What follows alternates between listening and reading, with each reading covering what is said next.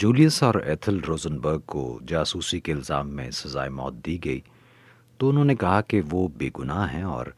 امریکی فسطائیت کا شکار ہوئے ہیں۔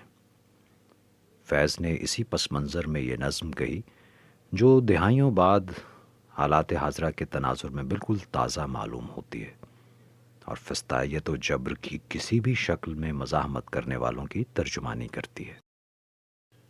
تیرے ہونٹوں کے پھولوں کی چاہت میں ہم دار کی خشک ٹہنی پہ وارے گئے، تیرے ہاتھوں کی شموں کی حسرت میں ہم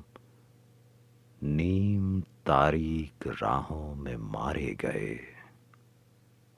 سولیوں پر ہمارے لبوں سے پرے تیرے ہونٹوں کی لالی لپکتی رہی، تیری زلفوں کی مستی برستی رہی، تیرے ہاتھوں کی چاندی دمکتی رہی۔ جب گھلی تیری راہوں میں شام ستم، ہم چلے آئے لائے جہاں تک قدم،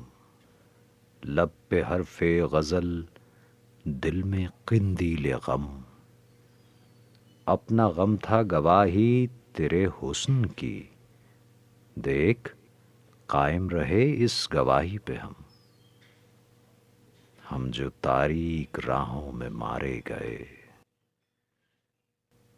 نارسائی اگر اپنی تقدیر تھی، تیری الفت تو اپنی ہی تدبیر تھی، کس کو شکوہ ہے گر شوق کے سلسلے، ہجر کی قتل گاہوں سے سب جا ملے، قتل گاہوں سے چن کر ہمارے علم، اور نکلیں گے عشاق کے قافلے، جن کی راہ طلب سے ہمارے قدم، مختصر کر چلے درد کے فاصلے، کر چلے جن کی خاطر جہاں گیر